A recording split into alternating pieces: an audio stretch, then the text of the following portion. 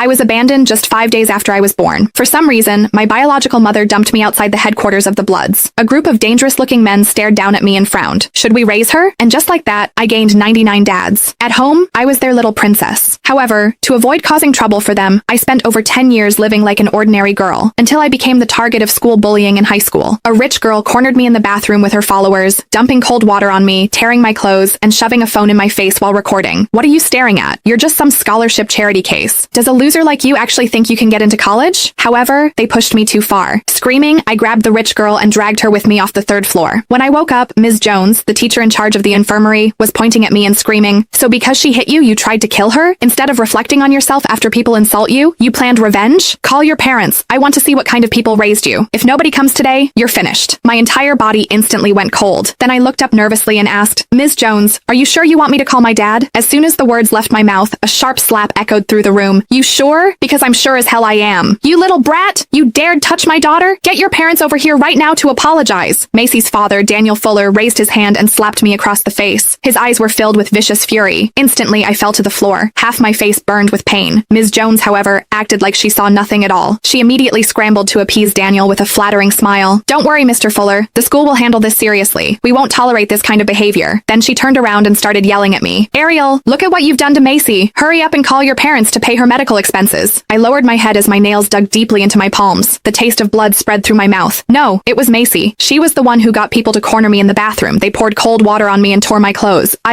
However, before I could finish speaking, Macy weakly started crying on the hospital bed. "Dad, she's lying. I was just passing by when Ariel suddenly went crazy and pushed me down the stairs. She's just jealous that our family is rich. She's hated me for a long time because she's poor. That's clearly—" I immediately tried to argue. Ms. Jones didn't give me any chance to speak, though. "Be quiet, Ariel. The facts are already clear. You deliberately injured another student." She dragged me straight out of the medical room. Then she roughly pulled out my phone and smacked it against my face. "I don't want to hear your excuses. Call your parents right now. Tell them to get over here and pay." At once, all kinds of teachers and students in the hallway turned to look at me, their eyes filled with curiosity and gloating. However, as I held the cold phone and looked at the crowded contact list, I still didn't dare make the call. After all, I had 99 dads. Dad number 1 was a mob boss. Dad number 3 smuggled weapons. Dad number 15 ran illegal loan operations. And dad number 78 owned underground casinos. Even though they always loved giving me black cards, patting my head and saying, "Ariel, behave. But if something happens, you call us immediately. Whoever dares touch even one finger of yours, I'll make their whole family disappear from this earth." That's right. Whoever dares make you suffer, I'll chop them apart myself. However, every single one of them was South City's most wanted criminal. A shiver instantly ran through my whole body. I recalled how they were always leaving early and coming home late, their bodies covered in bloody knife scars, shouting about running into cops again today. Thinking of how the news constantly showed criminals being arrested and thrown into prison,